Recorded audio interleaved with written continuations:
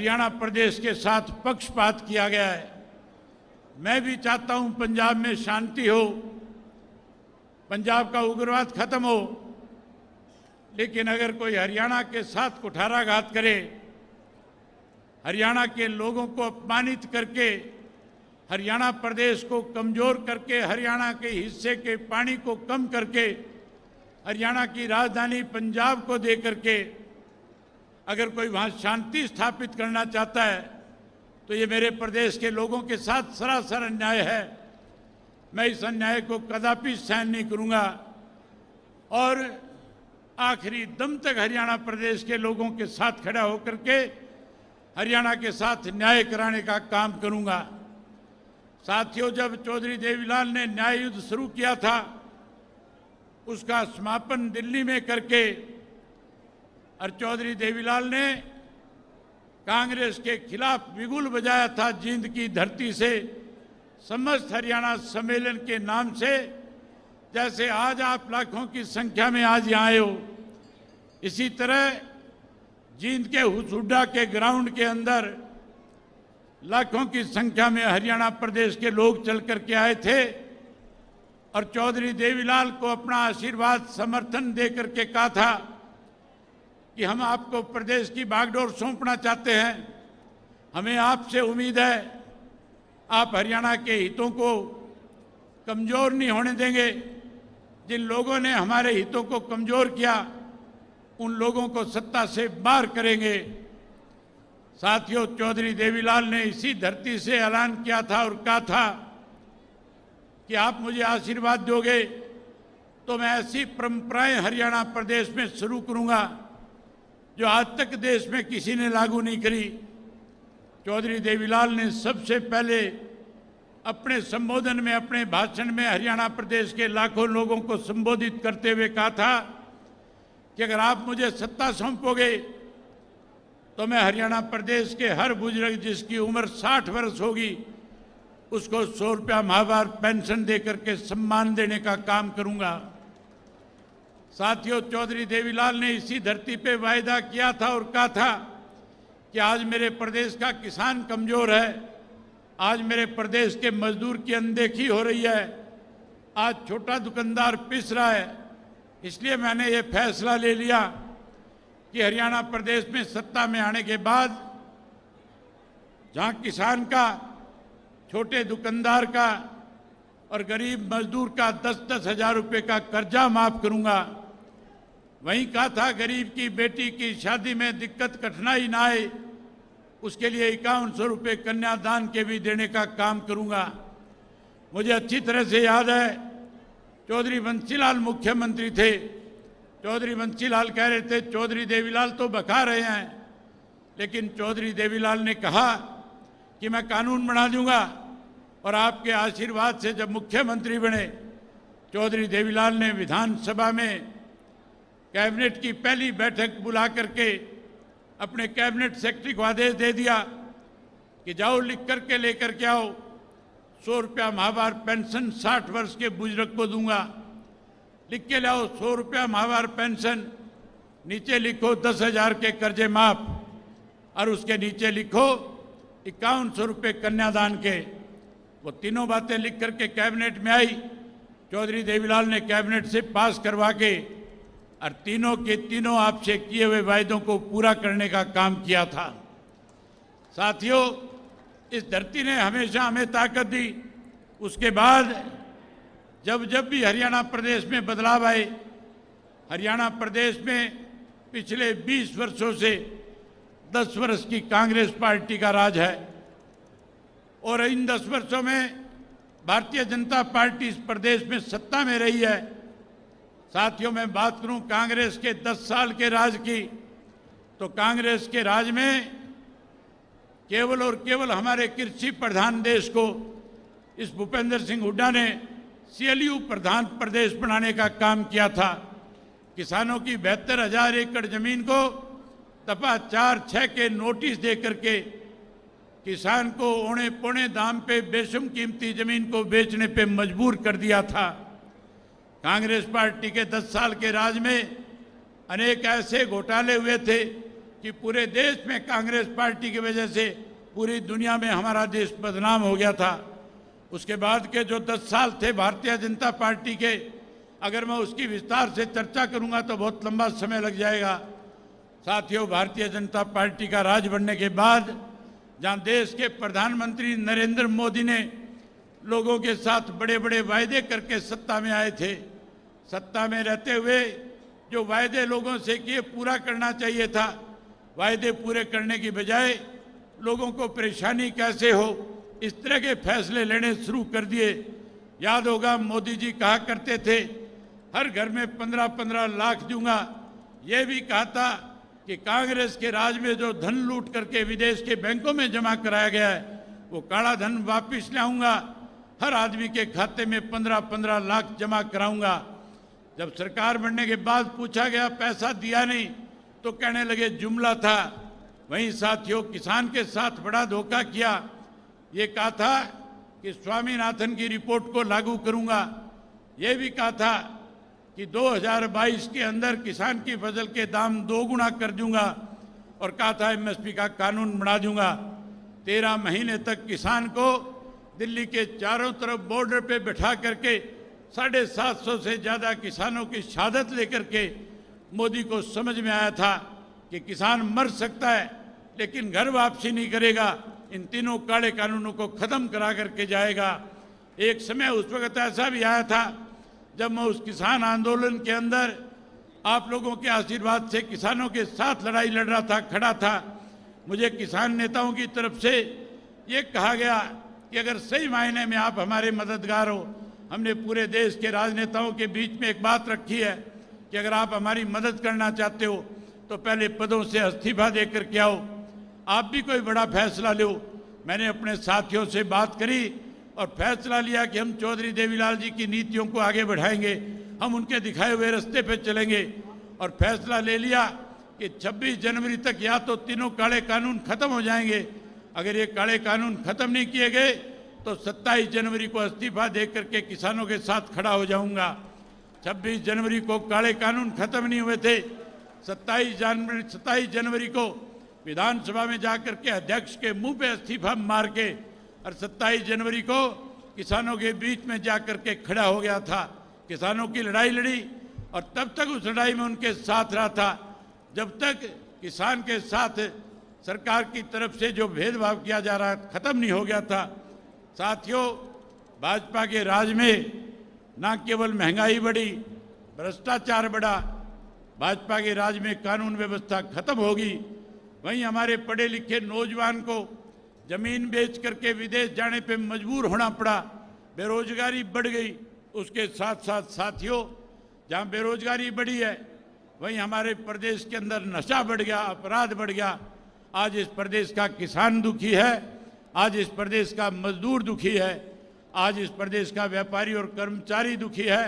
आज पूरा प्रदेश इस भारतीय जनता पार्टी को सत्ता से बाहर करना चाहता है। वहीं साथियों, जो कांग्रेस पार्टी सत्ता के सपने ले रही है, जो कांग्रेस पार्टी रोजाना ये कह रही है कि हम सत्ता की तरफ बढ़ रहे हैं, हम सत्ता में आ रहे हैं, उस पार्टी की हालत ऐसी है, उनके नेताओं के बोल इस किस्म के हैं कि आज वो हमारी दलित महिलाओं को अपमानित करने का काम करते हैं। आज उनके नेता इस किस्म की भाषा का प्रयोग करते हैं जो मैं आपके सामने बोल करके बता भी नहीं सकता। आज उनके पास चुनाव लड़ाने के लिए उम्मीदवार भी नहीं है। आज हाशिए पे कांग्रेस आकर के खड़ी हो गई है। आज तो साथियों, कांग्रेस सत्ता में आने के लिए किस तरह के लोगों के साथ लुभावने वायदे करने का काम कर रही है। मैं पिछले दिनों अखबारों में ऐड देख रहा था, उन ऐड में लिखा हुआ था कि अगर कांग्रेस पार्टी सत्ता में आएगी 300 यूनिट बिजली फ्री कर देगी। लिखा हुआ था कि 6000 पेंशन कर देंगे। उसमें लिखा हुआ था गरीब को 100 गज का प्लाट दे देंगे। उसमें अनेक ऐसे वायदे लोगों के साथ कर रहे थे और ये कह रहे थे कि आप हमें सत्ता में लेकर के आओ। ये केवल सत्ता का लॉलीपॉप था, ये केवल आपको लुभाने की बात थी। वायदे तो पूरे किए थे चौधरी देवीलाल ने, और जो वायदे हम आपके बीच में करेंगे, हम आपसे वायदा करते हैं चौधरी देवीलाल की नीतियों को आगे बढ़ाएंगे। और जो वायदा आज मैं आपके बीच में करके जाऊंगा, उन वायदों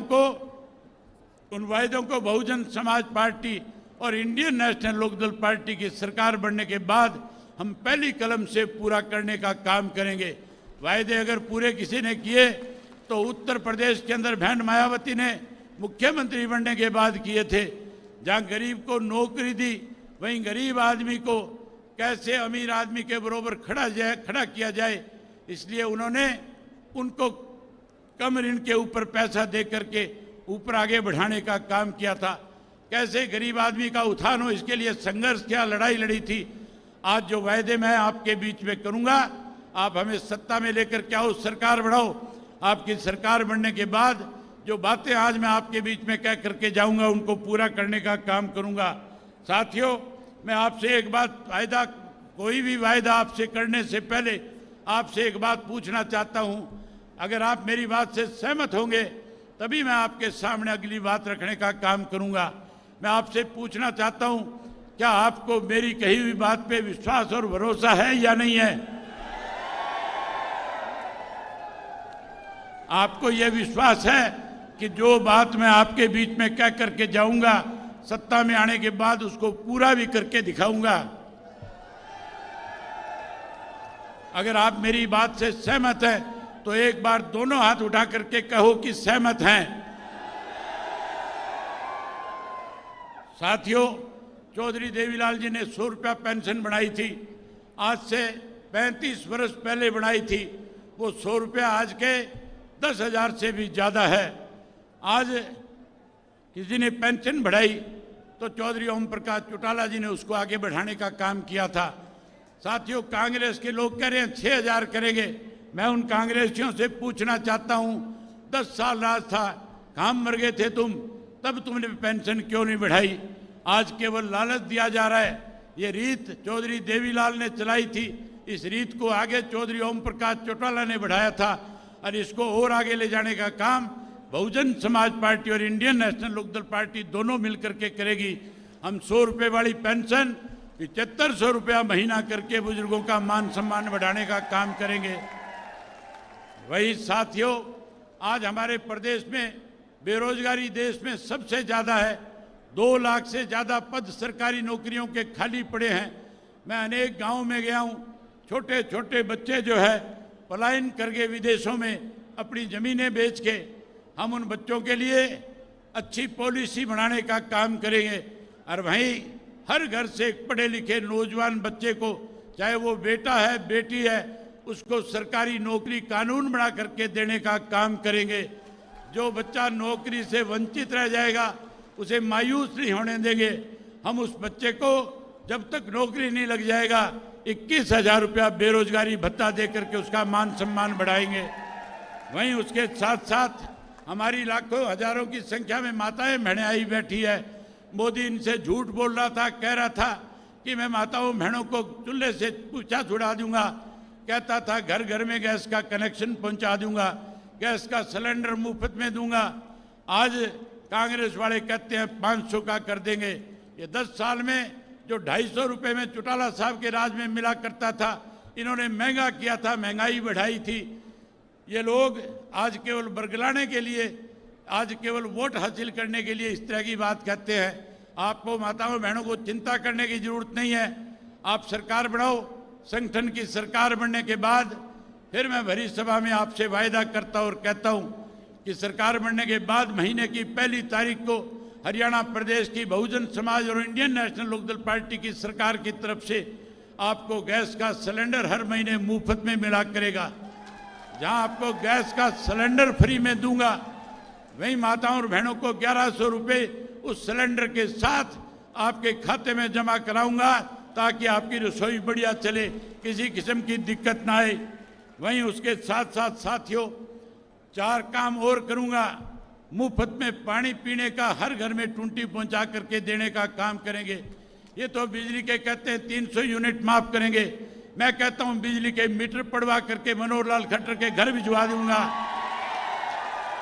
हर किसी को डोमेस्टिक लाइट का 1 नया पैसा बिल नहीं भरना पड़ेगा, पूरा बिजली का बिल माफ करेंगे। सोलर सिस्टम लगाएंगे गांव गांव में और हर गांव में बिजली की सप्लाई मुफ्त में देने का काम करेंगे। वहीं उसके साथ साथ ओल्ड पेंशन स्कीम को भी लागू करेंगे, जिस कांग्रेस ने ओल्ड पेंशन स्कीम खत्म करी थी, मैं कर्मचारियों से कहना चाहूँगा, मौका आ गया बदला लेने का। यही तरीका है बदला लेने का। अब आप इसके साथ साथ आपकी पेंशन जहाँ बहाल करूँगा, वहीं कांग्रेस को सबक सिखाओ जिस कांग्रेस ने आपकी पेंशन काटने का काम किया था। जहाँ बिजली और पानी मुफ्त करेंगे, वहीं ऐसे स्कूल गांव में बना करके दूंगा कि शहर के बच्चे चल करके गांव के स्कूल में पढ़ने आया करेंगे और शिक्षा मुफ्त में प्राप्त करने का काम करेंगे। वहीं उसके साथ साथ परमात्मा ना करे कोई बड़ा बुजुर्ग या कोई भी घर का मेंबर बीमार हो जाए। साथियों, कांग्रेस वाले कहते हैं 20 लाख तक का इलाज मुफ्त कराएंगे, कोई कहता है 10 लाख तक का कराएंगे। मैं आपसे भरी सभा में कह रहा हूं, आप सरकार बनाओ। हरियाणा प्रदेश का नागरिक परमात्मा ना करे कभी बीमार हो, हरियाणा स्वच्छ स्टेट बनकर के रहे।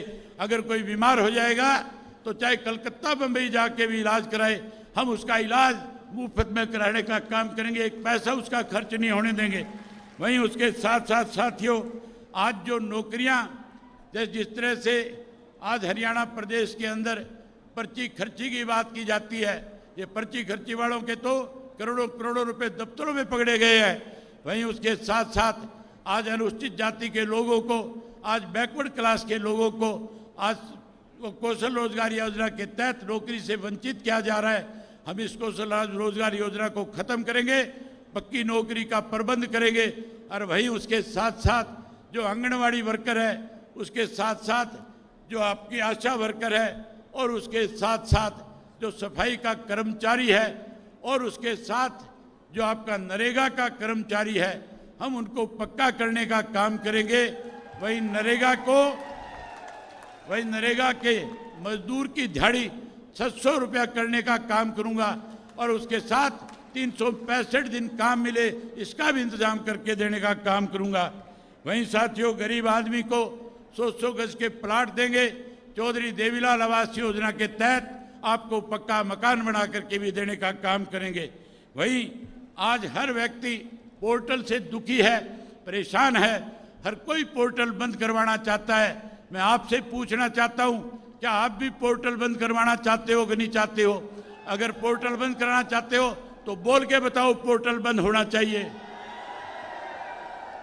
आप पोर्टल बंद कराना चाहते हो, सरकार बनाओ, सारे पोर्टल खत्म कर देंगे।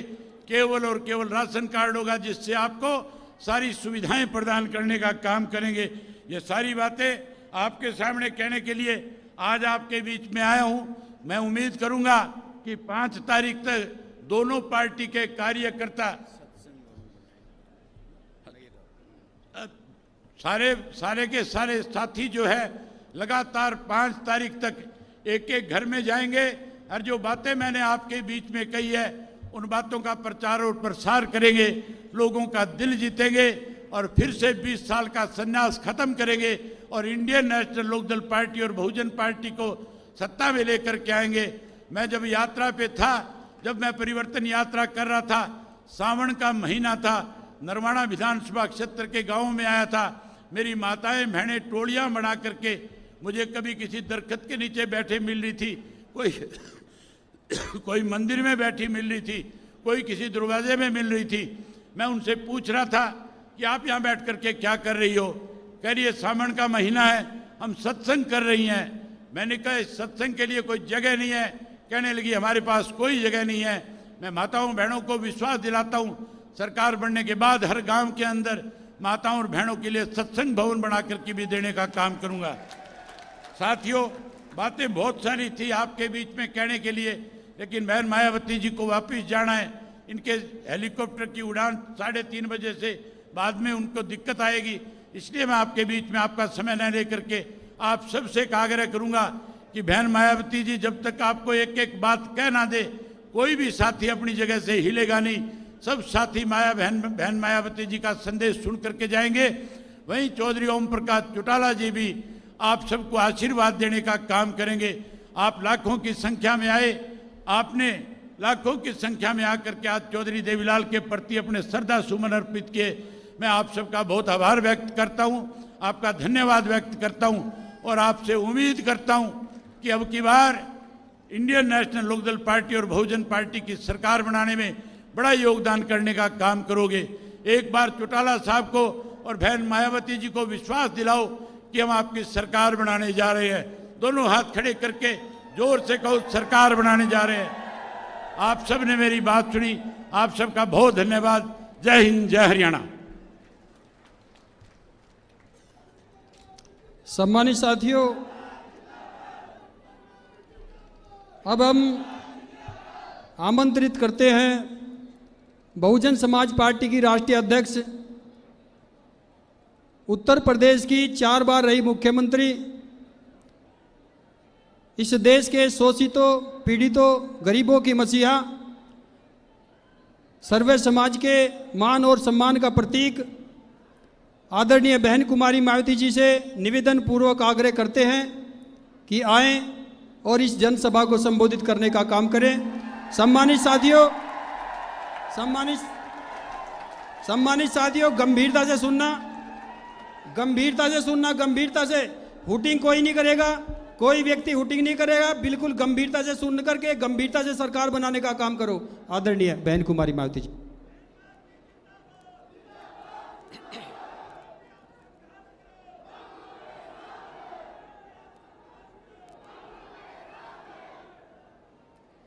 भारतीय राष्ट्रीय लोकदल के राष्ट्रीय अध्यक्ष चौधरी ओम प्रकाश चौटाला जी व वरिष्ठ राष्ट्रीय महासचिव चौधरी अभय चौटाला जी के नेतृत्व में तथा बीएसपी हरियाणा प्रदेश यूनिट आदि के भी अथक प्रयासों से आज माननीय चौधरी देवीलाल जी के जन्मदिन के उपलक्ष्य में सम्मान दिवस के रूप में हो रही इस विशाल महारैली में इकट्ठा हुए भारतीय राष्ट्रीय लोकदल व बहुजन समाज पार्टी के बने इस गठबंधन के सभी छोटे बड़े पदाधिकारी, नेता एवं कार्यकर्तागण, आज आप लोग माननीय चौधरी देवीलाल जी के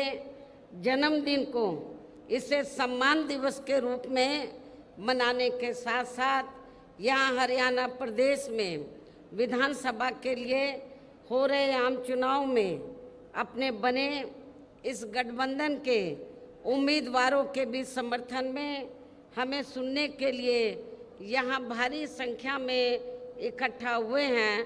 तो इसके लिए मैं आप सभी लोगों का हार्दिक दिल से आभार प्रकट करती हूँ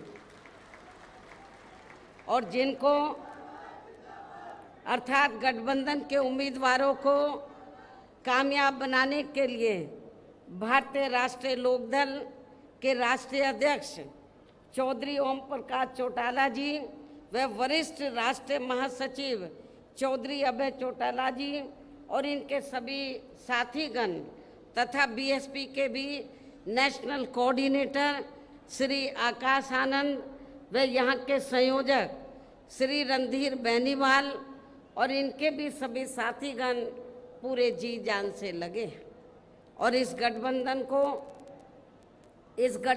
को इनेलो के राष्ट्रीय अध्यक्ष चौधरी श्री देवीलाल चौधरी श्री ओम प्रकाश चौटाला जी का भी पूरा समर्थन व आशीर्वाद प्राप्त है, जो हमारे बीच में यहाँ मौजूद भी हैं।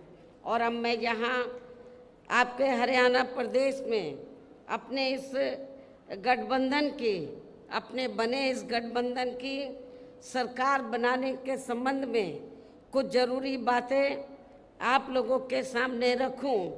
लेकिन इससे पहले मैं माननीय चौधरी देवीलाल जी के जन्म दिवस पर इनको शत शत नमन व अपने हार्दिक श्रद्धा सुमन अर्पित करने के साथ ही इनकी देश व जन सेवा को भी पूरे तहे दिल से आदर सम्मान करती हूँ। हालांकि इनके बारे में वैसे आप लोगों को ये मालूम है कि ये देश के उप प्रधानमंत्री व हरियाणा प्रदेश के मुख्यमंत्री भी रहे हैं।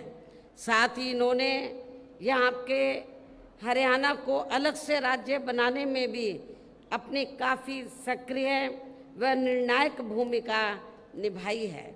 किसानों के हित के लिए इन्होंने काफ़ी संघर्ष व आंदोलन भी किया है, जिसमें वे जेल भी गए हैं। इसके पूर्व में देश की आज़ादी के लिए भी इनका सराहनीय योगदान रहा है, जबकि कांग्रेस के राज में लगी इमरजेंसी में इनको भी जेल में जाना पड़ा है। इसके साथ साथ ये सामाजिक क्षेत्र में व राजनीति में भी काफ़ी सक्रिय रहे हैं। ये अपनी पार्टी भारतीय राष्ट्रीय लोकदल के संस्थापक व राष्ट्रीय अध्यक्ष भी रहे हैं। इस प्रकार से ये सीधे तौर पर देश व आम जनता से जुड़े रहे हैं।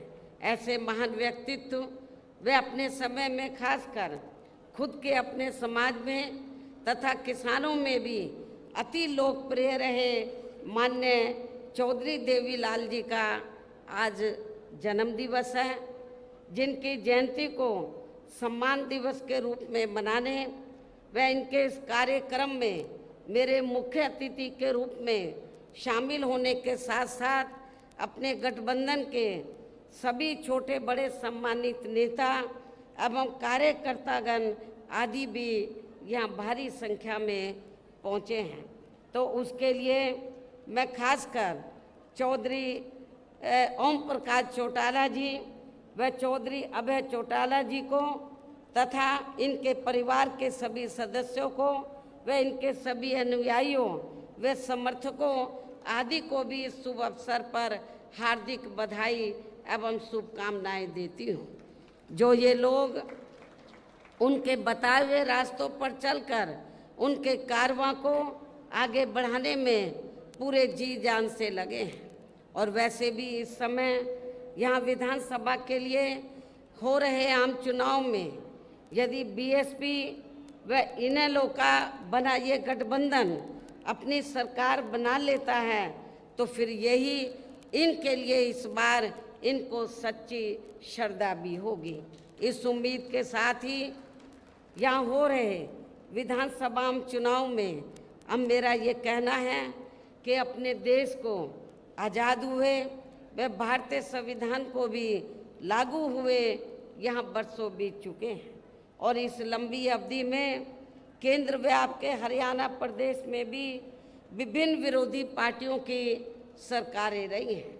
लेकिन दुख की बात यह है कि इस दौरान आपके यहाँ हरियाणा प्रदेश में भी अधिकांश विरोधी पार्टियों की रही सरकारों में सर्व समाज में से दलितों, आदिवासियों, पिछड़े वर्गों, मुस्लिम व अन्य धार्मिक अल्पसंख्यकों के साथ साथ गरीबों, मजदूरों, किसानों, व्यापारियों एवं अन्य मेहनतकश लोगों का भी पूर्ण रूप से विकास व उत्थान आदि नहीं हो सका है। जिनकी सरकारों की गलत नीतियों एवं गलत कार्य प्रणाली आदि को अब इन्हें और ज़्यादा आजमाने की ज़रूरत नहीं है। और इस मामले में विशेषकर दलितों, आदिवासियों व अन्य पिछड़े वर्गों के लोगों को मैं ये बताना जरूरी समझती हूँ कि इन वर्गों को परम पूज्य बाबा साहब डॉक्टर भीमराव अंबेडकर के कड़े संघर्ष एवं अथक प्रयासों से भारतीय संविधान के तहत मिले कानूनी अधिकारों में से खासकर सरकारी नौकरियों में जो आरक्षण की सुविधा मिली है तो उसे भी यहाँ शुरू से ही कांग्रेस पार्टी और अब बाद में बीजेपी व इनके गठबंधन दल तथा अन्य पार्टियों की भी रही सरकारों की जातिवादी सोच व मानसिकता के चलते इन्हें अभी तक भी आरक्षण का पूरा लाभ नहीं मिल पा रहा है। इन वर्गों के लोगों को अभी तक भी इन्हें आरक्षण का पूरा लाभ नहीं मिल पा रहा है और अब तो इनके इस आरक्षण को ये पार्टियां मान्य कोर्ट की आड़ में इसे प्रभावहीन बनाने में वे खत्म करने की भी पूरी कोशिश में लगी हुई है। और इसका खास उदाहरण दिनांक 1 अगस्त 2024 को माननीय सुप्रीम कोर्ट का दिया गया निर्णय है, जिस पर कांग्रेस, बीजेपी व इनके सहयोगी दल अभी तक भी अपनी चुप्पी साधे हुए हैं। और इस संदर्भ में यदि केंद्र की भाजपा सरकार की व कांग्रेस की तथा इनके गठबंधन दलों की भी नीति व नीयत साफ होती तो फिर ये सरकार माननीय सुप्रीम कोर्ट के आरक्षण को लेकर आए निर्णय में जिसमें कोर्ट ने एससी व एसटी के आरक्षण में वर्गीकरण व क्रीमी लेयर आदि को लागू करने की बात कही है, जो उसे खत्म करने व फिर करने की बात कही है, तो उसे खत्म करने व फिर से पूर्व की स्थिति में लाने के लिए विशेष सत्र बुलाकर संवैधानिक संशोधन विधेयक जरूर लाती यदि इनकी नीयत साफ होती, तथा उसे पास भी जरूर करवाती और इसके लिए पूरा विपक्ष मिलकर सरकार पर दबाव भी जरूर बनाता। और हम भी देखते हैं कि विपक्ष कितना दलितों और आदिवासियों के आरक्षण के साथ है, लेकिन ऐसा करना तो बहुत दूर की बात रही, बल्कि इन्होंने माननीय सुप्रीम कोर्ट के इस आए निर्णय पर कुछ भी खुलकर नहीं बोला है। और इस मामले में केंद्र की भाजपा सरकार व अधिकांश सभी विरोधी पार्टियां अभी तक भी चुप्पी साधे हुए हैं। इतना ही नहीं, बल्कि अब एससी एसटी आरक्षण में वर्गीकरण व क्रीमी लेयर को भी लागू करने का ये कार्य माननीय सुप्रीम कोर्ट ने राज्य सरकारों के ऊपर ही छोड़ दिया है, जो अब अपने हिसाब से इसका पूरा राजनीतिक फायदा भी उठाएंगे। साथ ही इसकी आड़ में इन वर्गों को बांटकर इन्हें आपस में भी लड़ाएंगी, अर्थात अब ये पार्टियां फूट डालो व राज करो की नीति का भरपूर फायदा उठाएंगे, जबकि संविधान के मुताबिक किस जाति को एससी व एसटी की सूची में शामिल करना है या नहीं करना है, तो इसका ये अधिकार अभी तक केवल संसद व माननीय राष्ट्रपति जी को ही दिया हुआ था, जिसे 1 अगस्त 2024 को माननीय सुप्रीम कोर्ट के आए निर्णय के जरिए वापस लेकर इसे अब सीधे राज्य सरकारों को ही दे दिया गया है, जिससे अब इन वर्गों के साथ काफ़ी ज्यादती होगी, अर्थात इनका अब ये आरक्षण ना के बराबर ही रह जाएगा।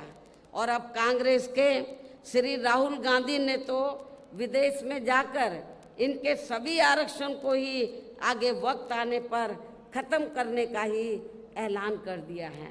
लेकिन जब वो भारत में रहते हैं और ख़ास तौर से भारत में रहते हैं और उनको लगता है कि किसी राज्य में चुनाव हो रहा है, तो फिर इधर आकर वो गिरगिट की तरह रंग बदल लेते हैं और क्या बोलते हैं इधर आकर कि हम आरक्षण के पक्ष में हैं। बाहर जाकर वो बोलते हैं हम आरक्षण को ख़त्म करना चाहते हैं इंडिया में एससी एसटी के, और इधर आकर बोलते हैं कि हम आरक्षण के पक्ष में हैं।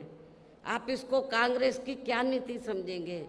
ये कांग्रेस की दोहरी नीति है, ये स्पष्ट नीति नहीं है, ये भी आप लोगों को समझना चाहिए। तो ऐसी कांग्रेस पार्टी जो एससी एसटी के आरक्षण के बारे में कहती कुछ है और करती कुछ है, तो आपको इस पार्टी को, जो इस बार हरियाणा में तो विधानसभा का आम चुनाव हो रहा है, इस चुनाव में खास तौर से दलितों को इनको सबक सिखाना बहुत ज़रूरी है। इसलिए इन वर्गों के लोगों को बाबा साहब डॉक्टर भीमराव अंबेडकर द्वारा जो इन्हें आरक्षण का ये संवैधानिक अधिकार मिला है, ये कोई कांग्रेस ने नहीं दिया है, ये परम पूज्य बाबा साहब डॉक्टर अंबेडकर ने एससी एसटी वर्गों के लोगों को जो आरक्षण की सुविधा दिया है, ये संवैधानिक अधिकार परम पूज्य बाबा साहब डॉक्टर अंबेडकर ने आप लोगों को दिया है। तो इसे बचाने के लिए अब इन सभी विरोधी पार्टियों को यह आपके हरियाणा प्रदेश में हो रहे विधानसभा आम चुनाव में कतई भी अपना वोट नहीं देना है।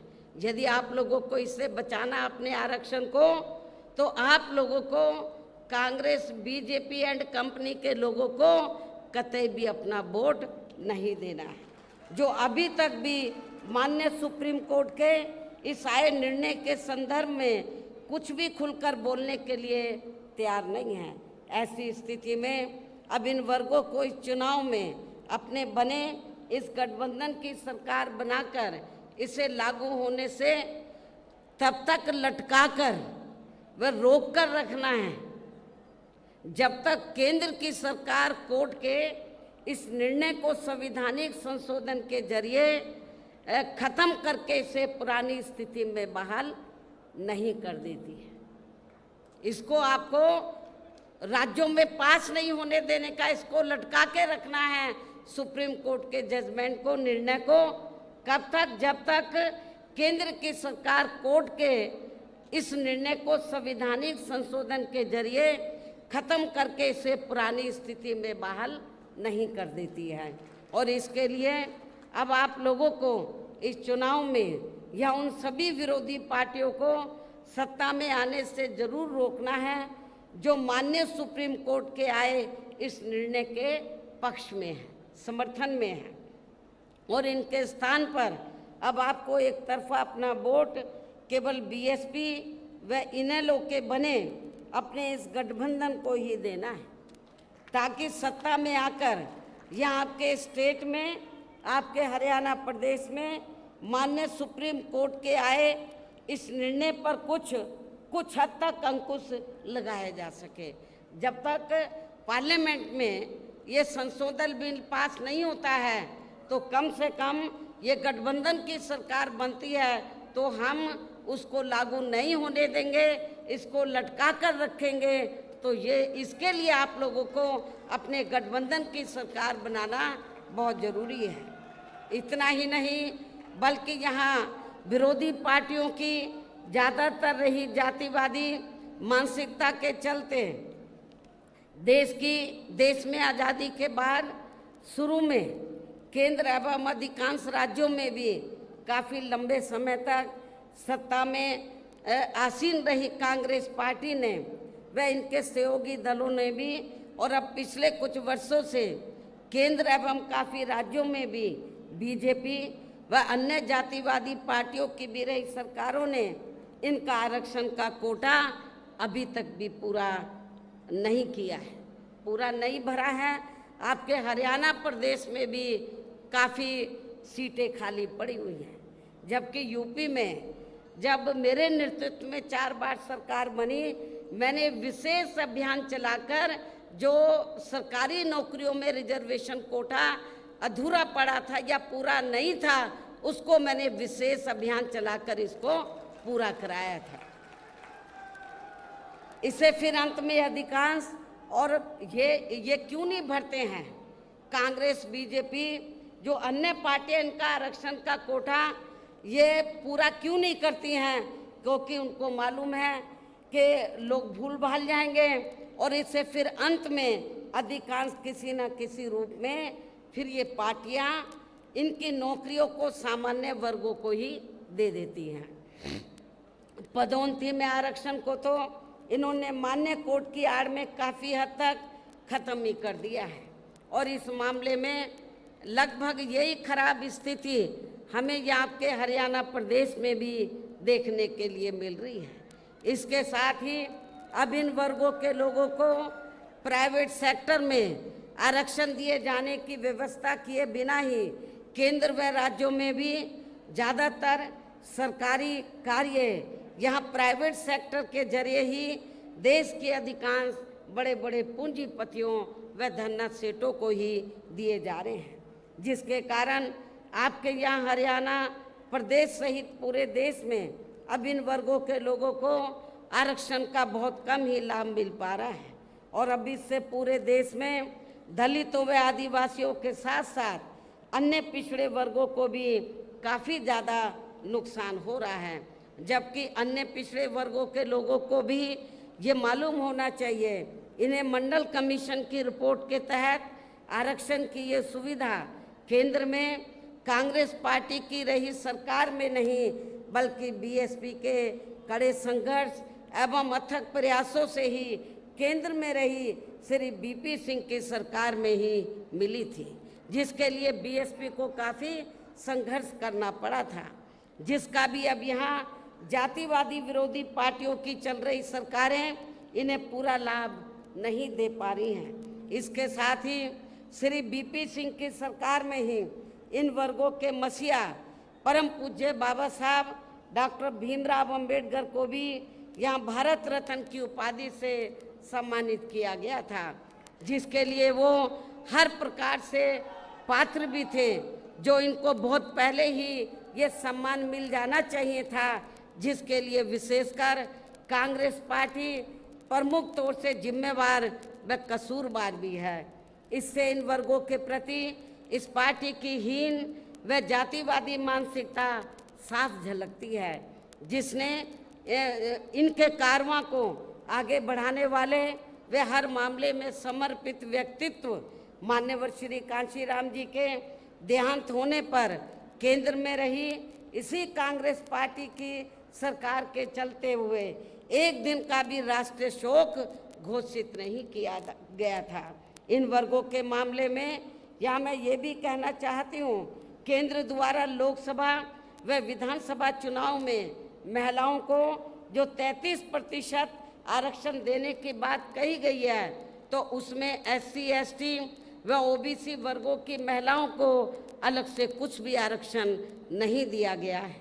इसके साथ ही इन वर्गों के लोगों को जुल्म जाति से निजात दिलाने के लिए जो भी नियम व कानून आदि बने हैं, तो उन पर भी केंद्र व अधिकांश राज्यों की सरकारें सही से अमल नहीं कर पा रही हैं, जिससे अब यहाँ खासकर दलितों व आदिवासियों के ऊपर शोषण करने वाले लोगों का, अति पिछड़े वर्गों के लोगों के ऊपर भी शोषण करने वाले लोगों का मनोबल और भी ज़्यादा बढ़ रहा है। और ये सब हमें यहाँ आपके हरियाणा प्रदेश में भी काफ़ी कुछ देखने के लिए मिल रहा है। इसी प्रकार हमें पूरे देश में मुस्लिम व अन्य धार्मिक अल्पसंख्यक समाज के लोगों की भी हालत हर मामले में कोई खास अच्छी नज़र नहीं आती है। इतना ही नहीं बल्कि अपर कास्ट समाज में व जाट समाज में भी खासकर गरीब लोगों की भी आर्थिक स्थिति अभी भी यहाँ आपके प्रदेश सहित पूरे देश में काफ़ी ज़्यादा खराब व दयनीय ही बनी हुई है। इसके अलावा आपके हरियाणा प्रदेश सहित पूरे देश में सर्व समाज में से विशेषकर यहाँ गरीब, मजदूर, किसान, कर्मचारी, व्यापारी एवं अन्य मेहनतकश लोग भी अपनी विभिन्न समस्याओं को लेकर अभी भी हमें काफ़ी ज़्यादा दुखी ही नज़र आते हैं। और इनमें भी किसान वर्ग तो केंद्र की वर्तमान भाजपा सरकार द्वारा बनाई गई इनकी गलत नीतियों के कारण अब काफ़ी ज़्यादा परेशान व आंदोलित भी रहा है और अभी भी है। लेकिन इन सब की मुख्य वजह हमारी पार्टी केंद्र व आपके हरियाणा प्रदेश में भी यहाँ अब तक की रही अधिकांश विरोधी पार्टियों की रही सरकारों की गरीब व किसान विरोधी तथा जातिवादी, पूंजीवादी व संकीर्ण मानसिकता के तहत बनाई गई इनकी गलत नीतियों एवं गलत कार्य प्रणाली को ही काफ़ी हद तक जिम्मेवार मानकर चलती है। और इस मामले में खासकर इनकी गलत आर्थिक नीतियों की वजह से ही आए दिन यहाँ पूरे देश में आपके हरियाणा प्रदेश में भी गरीबी, बेरोजगारी व महंगाई आदि भी काफ़ी ज़्यादा बढ़ रही है। जबकि इस मामले में शुरू से ही हमारी पार्टी केंद्र व राज्यों की सरकारों से भी हर स्तर पर ऐसी नीति अपनाने की लगातार ये मांग करती आ रही है कि देश में कुछ गिने चुने पूंजीपतियों व धन्ना सेठों आदि का विकास होने के बजाय बल्कि यहाँ सर्व समाज में से गरीब व आम लोगों का ही विकास होना चाहिए। तभी फिर सही मायने में यहाँ की आम जनता अपनी गरीबी, बेरोजगारी, महंगाई व अन्य और सभी समस्याओं से भी काफ़ी हद तक निजात पा सकती है। इसके साथ साथ अभी भी अपने देश में भ्रष्टाचार हर स्तर पर काफ़ी ज़्यादा बढ़ रहा है, जिससे आपका अपना खुद का हरियाणा प्रदेश भी अछूता नहीं रहा है। और इन सब का मुख्य कारण हमारी पार्टी आज़ादी के बाद से लेकर अभी तक केंद्र व देश के अधिकांश राज्यों में तथा आपके खुद के अपने हरियाणा प्रदेश में भी ज़्यादातर सत्ता यहाँ गलत पार्टियों में से खासकर कांग्रेस व बीजेपी आदि के हाथों में ही आने को मानकर चलती है। और इन पार्टियों को हमारी पार्टी इसलिए भी जिम्मेवार मानकर चलती है क्योंकि शुरू से ये पार्टियां केंद्र व देश के अधिकांश राज्यों में भी ज़्यादातर यहाँ बड़े बड़े पूंजीपतियों व धन्ना सेठों की ही आर्थिक मदद से सत्ता में आती रही हैं। और सत्ता में आ जाने के बाद फिर ये पार्टियां अधिकतर मामलों में अपनी आर्थिक एवं अन्य सभी नीतियां यहाँ गरीब व आम जनता की समस्याओं को दूर करने के हिसाब से तैयार नहीं करती हैं, बल्कि देश के उन बड़े बड़े पूंजीपतियों व धन्ना सेठों को ही फायदा पहुंचाने के हिसाब से अपनी अधिकांश नीतियां तैयार करती है, जिनके धन व बल से चुनाव लड़कर ज़्यादातर ये पार्टियां केंद्र व आपके राज्य सहित देश के अन्य राज्यों में भी अभी तक यहाँ सत्ता में आती रही हैं, जिसके कारण ही अब पूरे देश में व आपके खुद के अपने प्रदेश में भी अभी भी हमें यहाँ सर्व समाज के लोग, गरीब लोग अधिकांश मामलों में अपनी विभिन्न समस्याओं को लेकर काफ़ी ज़्यादा दुखी व परेशान ही नज़र आते हैं। जबकि पूरे देश में बहुजन समाज पार्टी ही अकेली एक ऐसी पार्टी है जो विरोधी पार्टियों की तरह देश के बड़े बड़े पूंजीपतियों व धन्ना सेठों की आर्थिक मदद से नहीं बल्कि अपनी पार्टी के ही आम कार्यकर्ताओं की आर्थिक मदद से चुनाव लड़कर यहाँ केंद्र व राज्यों की सत्ता में आना चाहती है, ताकि हमारी पार्टी सत्ता में आने के बाद फिर बिना किसी दबाव के वे आज़ाद होकर सर्व समाज के लोगों की सभी समस्याओं का समाधान करके उन्हें हर मामले में वे हर स्तर पर यहाँ खुशहाल बना सके। और इसी आधार पर चलकर ही आबादी के हिसाब से देश के सबसे बड़े प्रदेश उत्तर प्रदेश में 4 बार हमारी पार्टी ने अपने नेतृत्व में वहाँ सरकार भी बनाई है।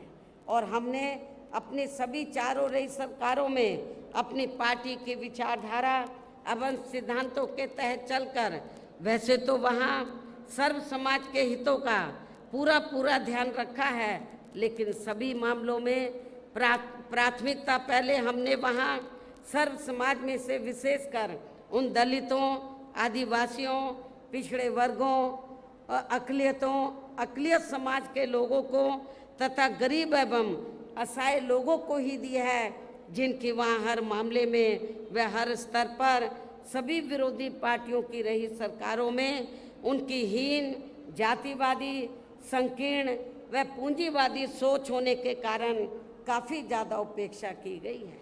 इसके अलावा हमारी पार्टी की रही सरकार ने वहाँ विभिन्न क्षेत्रों में लगे लोगों के साथ साथ छात्रों, युवाओं, महिलाओं व बुजुर्गों आदि के हितों में भी अनेकों महत्वपूर्ण व ऐतिहासिक कार्य किए हैं, जिनसे उन्हें काफ़ी ज़्यादा लाभ पहुंचा है। और इतना ही नहीं, आपके हरियाणा प्रदेश में तो कांग्रेस केवल थोड़ी सी जगह देने की बात करती है। जो आवासहीन लोग हैं, जिनके पास अपने ज़मीन नहीं है घर बनाने के लिए, वो थोड़ी सी कुछ गज देने की बात करती है कि ये ज़मीन हम यहाँ के गरीब लोगों को देंगे। लेकिन आपको जानकर खुशी होगी कि जब उत्तर प्रदेश में बीएसपी की सरकार थी तो हमारी पार्टी की सरकार ने केवल उनको खाली ज़मीन नहीं दी, बल्कि ज़मीन पर उनके 2-2 कमरों के पक्के मकान भी सरकार की ओर से फ्री बना कर दिए थे।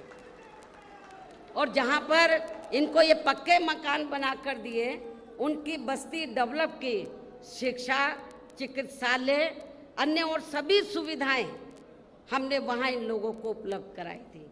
केवल खाली प्लॉट नहीं दिया था, हमने पक्के मकान बना कर दिए और जो रोज़मर्रा की ज़रूरतें हैं उनको भी हमने उनकी बस्तियों में पूरा किया। और इतना ही नहीं, आपको याद होगा जब मान्यवर श्री कांशीराम जी जीवित थे और हरियाणा प्रदेश में आते थे, आप लोग बड़े दुखी थे कि हमारे पास रोटी रोजी के साधन नहीं है, हमारे पास खेती करने के लिए ज़मीन नहीं है। तो उस समय आप लोग एक नारा लगाते थे कि जो ज़मीन सरकारी है वो ज़मीन हमारी है। आप लोग एक नारा लगाते थे, लेकिन वो नारा आपका पूरा नहीं हो पा रहा था हरियाणा में। और ये कब होगा? जब आपकी सरकार बनेगी। लेकिन जब उत्तर प्रदेश में 4 बार हमें सरकार बनाने का मौका मिला, तो उत्तर प्रदेश में हमने बड़ी संख्या में लाखों लोगों को, जो दलित वर्ग के लोग थे और जो गरीब लोग थे अन्य समाज में, उनको हमने किसी किसान भाई की 1 इंच भी जमीन छीनकर हमने भूमिहीन लोगों में नहीं बांटी थी, बल्कि सरकार के पास जो खेती करने के लिए सरकारी ज़मीन खाली पड़ी थी, उस सरकारी ज़मीन के 2-2, 3-3 एकड़ के पट्टे काटकर हमने भूमिहीन लोगों को, जो गरीब लोग हैं, भूमिहीन लोग, जो दलित वर्ग के लोग हैं, उनको खेती करने के लिए हमने फ्री दी। और इतना ही नहीं, आपको ये भी मालूम है कि जहाँ पर दलित बस्तियाँ होती हैं तो वहाँ जाते ही मालूम पड़ जाता है हर गाँव में, गांव देहात में, कि यहाँ पर दलित वर्ग के लोग रहते हैं। क्योंकि जो भी पार्टियां सत्ता में आई, उन्होंने आपकी दलित बस्तियों को विकसित नहीं किया। लेकिन जब हमारी पार्टी की सरकार बनी, हमने डॉक्टर भीमराव अंबेडकर ग्राम विकास योजना के तहत, तो जहाँ पर दलित लोग रहते थे, हमने गांव चिन्हित किए अधिक तादाद में, उनको हमने इस योजना के तहत हर सुविधा से हमने उनको सुविधा मुहैया कराई, उनको सुविधा उपलब्ध कराई और उनको विकसित किया, डेवलप किया। ये भी आप लोगों को मालूम है। और उस गांव में जाते ही मालूम पड़ जाता था कि ये डॉक्टर अंबेडकर गांव है। और जब मेरी गवर्नमेंट के दौरान जब हमारे समाज के लोग अपने बच्चियों का रिश्ता करते थे गांव में, तो देखते थे कि हमारी बेटी का रिश्ता डॉक्टर अंबेडकर गांव में ही होना चाहिए, ताकि हमारी बेटी को शौचालय के लिए कहीं बाहर ना जाना पड़े, जंगल में ना जाना पड़े। हमने शौचालय भी बनाए। अब उन्हें ये लोग अपना काउंट कर लेते हैं। यूपी में बीएसपी की सरकार में ही ये सब सुविधा उपलब्ध कराई गई। इसके और इतना ही नहीं, हमारे किसान भाई, मेरे ख्याल यूपी में हमारे किसान भाई चले जाएं, पश्चिमी यूपी तो बिल्कुल लगा हुआ है हरियाणा प्रदेश से, तो यूपी में हमने किसानों को बहुत सुविधाएं दी। आज लोग याद करते हैं, गन्ने का रेट हमने कभी भी आज तक ना हरियाणा में ना यूपी में किसी भी पार्टी की सरकार ने इतना रेट नहीं दिया गन्ने का, जितना हमने गन्ना किसानों को रेट दिया था। किसानों की भी हमने सभी समस्याओं का काफ़ी हद तक समाधान किया तथा उनकी फसलों का भी उन्हें समय से उचित दाम दिया। और मैं अपने जाट भाइयों को बताना चाहती हूँ, जब उत्तर प्रदेश में पुलिस की भर्ती हुई, 2 लाख से ज़्यादा पुलिस की भर्ती हुई, तो पहले भर्तियों में रिश्वत चलती थी। तो लेकिन मेरी सरकार में मैंने बोला रिश्वत नहीं चलेगी, और बिना रिश्वत के आपके पश्चिमी यूपी में बड़ी तादाद में अन्य समाज के लोग तो भर्ती हुए, रिजर्वेशन के तहत SC ST OBC के लोग भी भर्ती हुए। लेकिन बड़ी तादाद में जो लोगों के दिल और दिमाग में धारणा थी कि बीएसपी जाटों के खिलाफ है, वो धारणा निकल गई। क्योंकि जब मेरी सरकार बनी और ये भर्ती हुई पुलिस की, तो बड़े पैमाने पर पश्चिमी यूपी से जाट समाज के नौजवान बच्चे पुलिस में भर्ती हुए। और आज आप गाँवों में चले जाओ, वो यही कहते हैं कि बहन जी ने बिना पैसे के हमारे बच्चों को नौकरी दे दी, पुलिस में भर्ती कर दिया। इसके साथ ही हमने उत्तर प्रदेश में सर्व समाज के लोगों के ऊपर किसी भी प्रकार की कोई जुल्म जाति आदि भी नहीं होने दी है। इतना ही नहीं, बल्कि हमारी पार्टी की रही सरकार ने वहाँ देश में दलित एवं यहाँ देश में दलित एवं अन्य पिछड़े वर्गों में समय समय पर जन्मे अपने महान संतों, गुरुओं व महापुरुषों में भी खासकर महात्मा ज्योतिराव फूले, छत्रपति शाहू जी महाराज, नारायणा गुरु, बाबा साहब डॉक्टर भीमराव अंबेडकर एवं मान्यवर श्री कांशीराम जी आदि को भी विभिन्न रूपों में पहली बार वहाँ पूरा आदर सम्मान दिया है, जिन्हें विरोधी पार्टियों के लोग अभी तक भी आसानी से पचा नहीं पा रहे हैं। इस प्रकार से उत्तर प्रदेश में हमारी पार्टी ने अपने सभी चारों रहे शासनकाल के दौरान वहाँ हर मामले में व हर स्तर पर सर्व समाज के लोगों को काफ़ी बेहतरीन सरकार दी है। और यदि आप लोग भी यहाँ अपने हरियाणा प्रदेश में गरीबों एवं किसानों तथा आम जनहित के व विशेषकर कमजोर एवं उपेक्षित वर्गों के हितों में ऐसे ही कार्य करना चाहते हैं, इसके साथ ही आपके प्रदेश की जनहित से जुड़ी जो भी यहाँ स्थानीय समस्याएं हैं तो उन्हें भी दूर करना चाहते हैं, तो फिर आप लोगों को भी उत्तर प्रदेश की तरह ही अपने हरियाणा प्रदेश में भी यहाँ अपने बने इस गठबंधन की सर्वजन हिताय व सर्वजन सुखाय की नीतियों पर ही आधारित सरकार बनानी होगी। और जिसके लिए अब आप लोगों को यहाँ अपने हरियाणा प्रदेश में विधानसभा के लिए हो रहे आम चुनाव में अपने गठबंधन का बेहतर रिजल्ट लाना होगा। इसके साथ साथ आप लोगों को वोट पड़ने तक यहाँ की सत्ताधारी पार्टी व अन्य सभी विरोधी पार्टियों के साम दाम दंड भेद आदि हथकंडों से भी जरूर सावधान रहना है। और इस मामले में खासकर आप लोगों को विरोधी पार्टियों के जारी किए गए उनके हवाई व प्रलोभन भरे चुनावी घोषणा पत्रों आदि के बहकावे में भी कतई नहीं आना है, जिन्हें ये पार्टियां सत्ता में आने के बाद अधिकांश अमल में नहीं लाती है, जिस पर से अब जनता का काफ़ी हद तक विश्वास भी उठ गया है। इसलिए हमारी पार्टी किसी भी चुनाव में अपना कोई भी चुनावी घोषणा पत्र आदि जारी नहीं करती है। वैसे भी हमारी पार्टी कहने में बहुत कम बल्कि कार्य करके दिखाने में ही ज़्यादा विश्वास रखती है, अर्थात जो कहती है तो उसे करके भी दिखाती है, और ये सब हमने उत्तर प्रदेश में करके भी दिखाया है।